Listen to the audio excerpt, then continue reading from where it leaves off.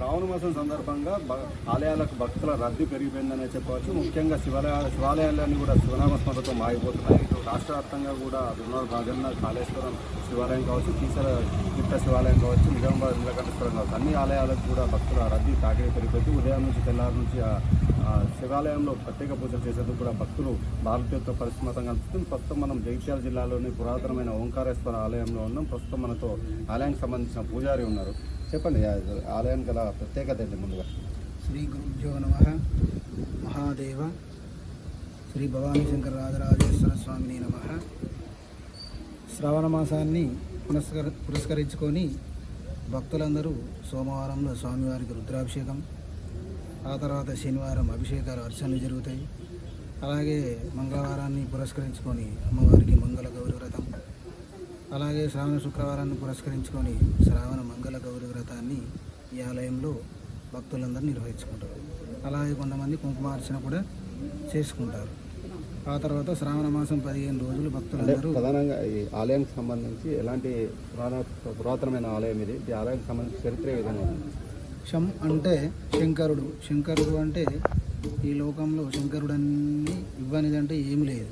ఐశ్వర్యం ఈశ్వరాదిత్యం అంటే ఈ శ్రావణ మాసంలో నిత్యాభిషేకాలు ఎవరైతే రుద్రాభిషేకం కానీ అభిషేకం కానీ అర్చన ఎవరైతే చేసుకుంటారో వారికి ఏ దోషాలున్నా తొలగిపోతాయి.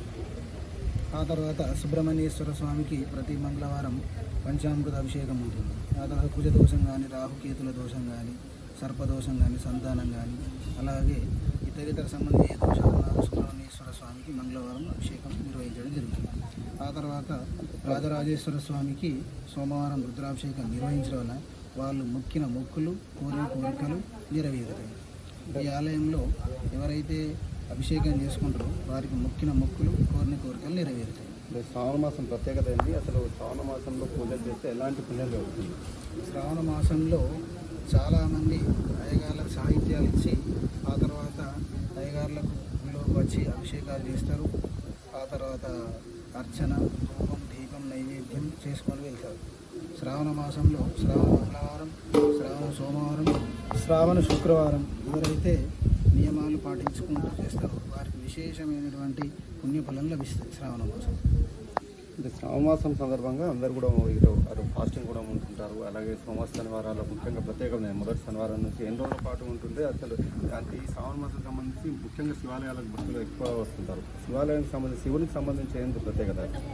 శ్రావణ మాసంలో ఎవరైతే సోమవారం రోజు నక్తవ్రతం ఉంటారో అంటే సోమవారం పొద్దున్న సాయంత్రం వరకు ఉపవాసం ఉండి మళ్ళీ సాయంత్రం దీపారాధన చేసుకొని సాహిత్యాలు ఇచ్చుకుంటూ అభిషేకాలు ఎవరైతే చేసుకుంటారో శ్రావణ మాసంలో వారికి విశేషమైనటువంటి పుణ్యఫలం దక్కుతుంది.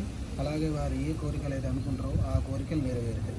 ఈ శ్రావణ మాసంలో నెల రోజుల పాటు మధుమాంసాలన్నీ నిషేధం చేసి వాళ్ళు ఉపవాస నియమాలు చేయడం వలన వారికి విశేషమైనటువంటి పుణ్యఫలం లభిస్తుంది.